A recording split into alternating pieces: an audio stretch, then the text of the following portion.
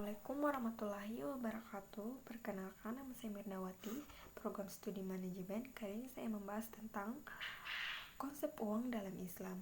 Jauh sebelum bangsa Barat mengenal uang sebagai alat transaksinya, bangsa Islam telah menggunakan alat penukaran dan pengukuran nilai tersebut.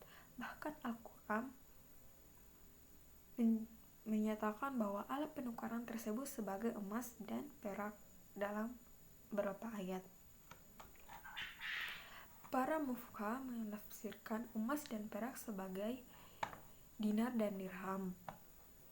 Sebelum manusia menemukan uang sebagai alat tukar ekonomi, dilakukan dengan menggunakan sistem barter, yaitu barang ditukar dengan barang dan barang ditukar dengan jasa.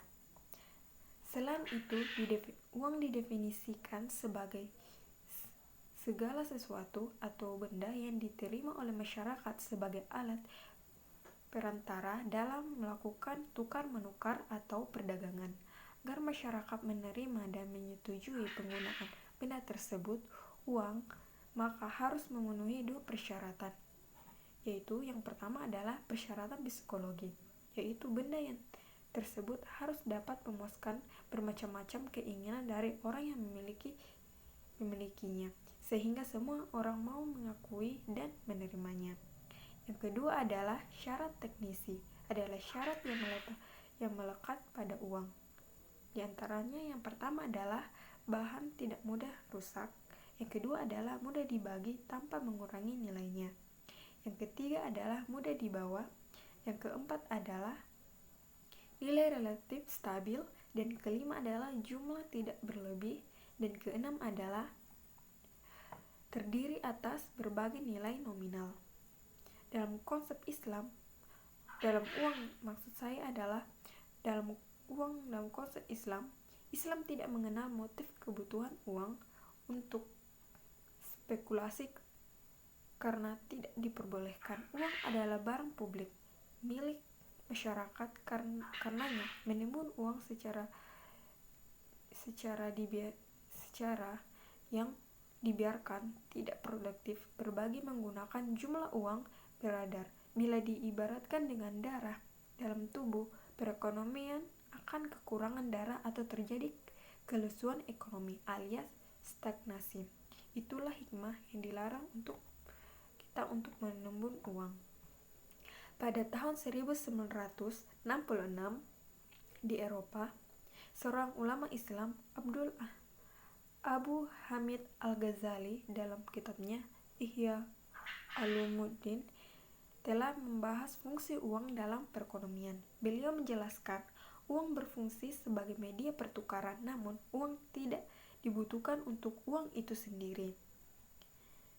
Maksudnya adalah uang diciptakan untuk memperlancar pertukaran dan menetapkan nilai yang wajar dari pertukaran tersebut, dan uang bukan merupakan sebuah komoditi. Menurut Imam Al-Ghazali, uang diibaratkan sebagai cermin yang tidak mempunyai warna tapi dapat merefleksikan semua warna. Makanya adalah uang tidak mempunyai harga tapi merefleksikan harga semua barang.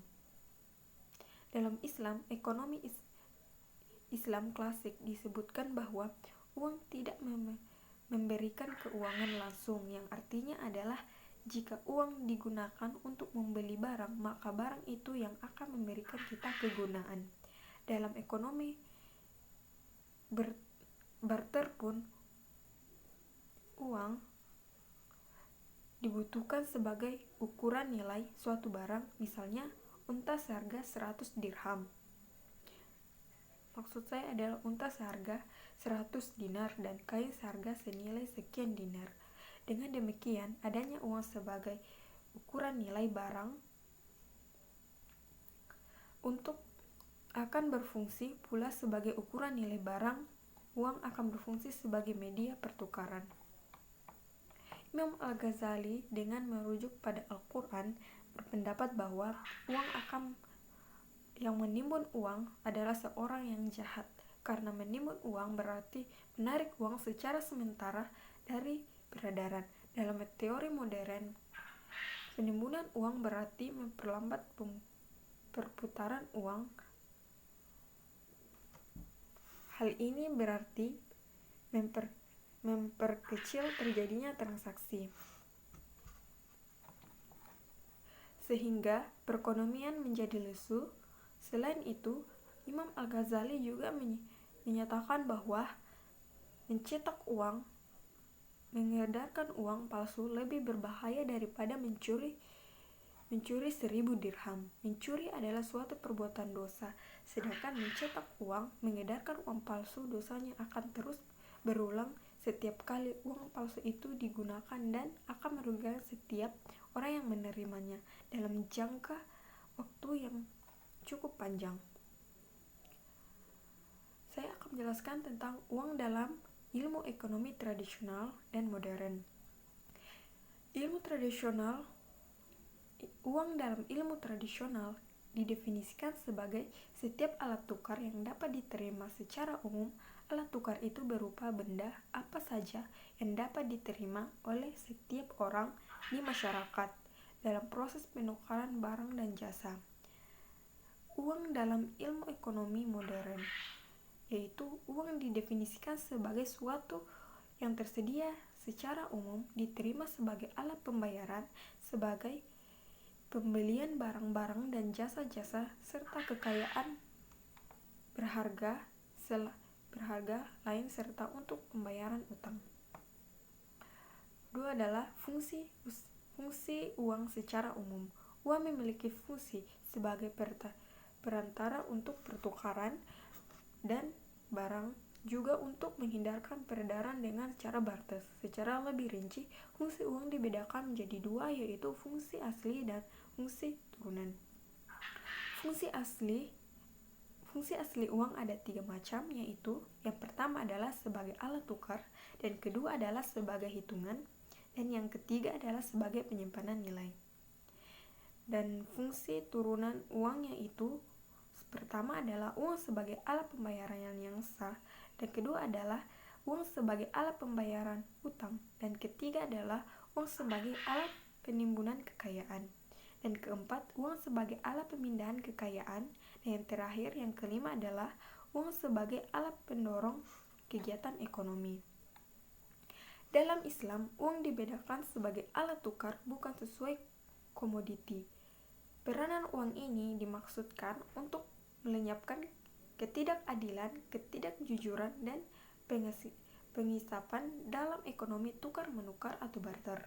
Karena dalam sistem barter ada unsur ketidakadilan yang digolongkan sebagai riba, yang dilarang dalam Islam. Uang dapat memainkan peranan penting sebagai suatu unit akun yang sebagai suatu kumpulan nilai dalam ekonomi Islam. Uang dapat digunakan sebagai ukuran opportunity, yaitu pendapatan yang hilang. Di samping itu, uang juga memainkan peranan sosial dan religius yang khusus. Karena itu merupakan ukuran terbaik untuk menyalurkan daya beli dalam bentuk pembayaran transfer kepada si miskin. Artinya, religius peranan uang terletak pada kenyataan bahwa ia memungkinkan menghitung nisab dan menilai suku zakat dengan tepat. Sebagai fungsi sosial, uang menahan suatu mencegah eksploitasi terbuka yang terkandung dalam keadaan tawar-menawar. Emas dan perak merupakan komoditas yang sangat didambakan akan peranan sebagai uang. Agar dapat menjalankan fungsi uang seperti sekarang, pertukaran, suatu hitungan, siapa yang simpan aman nilai dan standar pembayaran yang ditangguhkan. Suatu komoditas yang dipilih sebagai uang harus mempunyai karakteristik. Yang pertama adalah terbagi atau divisible. Uang tersebut dapat dengan mudah dibagi menjadi unit-unit homogen yang lebih kecil, serta dapat digabungkan kembali menjadi unit-unit yang lebih besar tanpa kehilangan nilainya. Yang kedua adalah dapat dipertukarkan menurut kesetaraan atau fungible. Semua unit mustard berbagi unsible. Yang ketiga adalah berbobot, terukur, atau terhitung. Penurunan akualitas uang tidak boleh dimungkinkan atau sedikit terdeteksi dengan mudah. Yang keempat adalah bernilai stabil. Seiring waktu, uang tersebut dapat dipegang untuk periode-periode yang relatif lama tanpa kehilangan daya beli. Yang kelima adalah tahan lama. Uang tersebut harus bertahan untuk periode-periode yang lama tanpa menjadi rusak atau terhancurkan serta kimiawi dikarenakan cuaca, panas, tekanan, dan lain-lainnya. Homogen. Uang tersebut jika dibagikan menjadi unit-unit yang lebih kecil akan mengandung materi serupa sehingga akan sesuai bagian, tidak boleh diistimewakan lebih dari bagian yang lainnya. Yang terakhir adalah ketujuh, bergerak. Uang tersebut harus dengan mudah dapat digerakkan dari satu tempat ke tempat yang lain.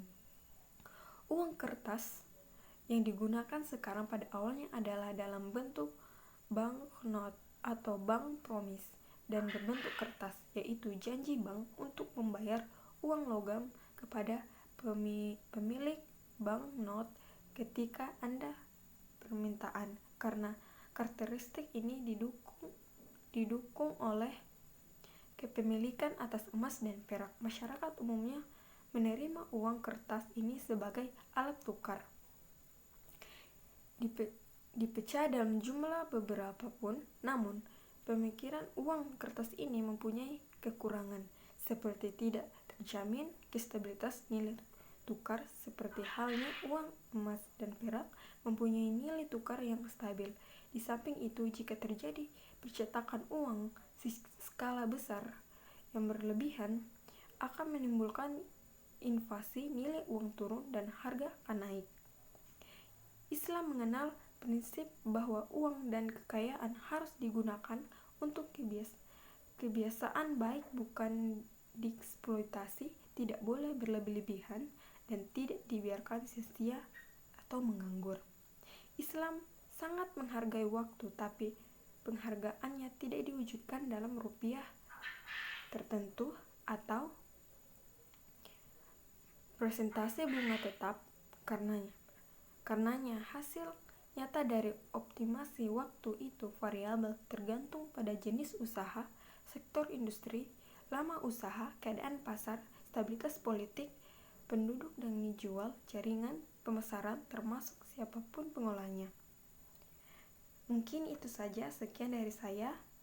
Jika memang ada kata-kata yang tidak mengenakan, kuharap tidak tersinggung. Kurang lebihnya mohon dimaafkan. Assalamualaikum warahmatullahi wabarakatuh.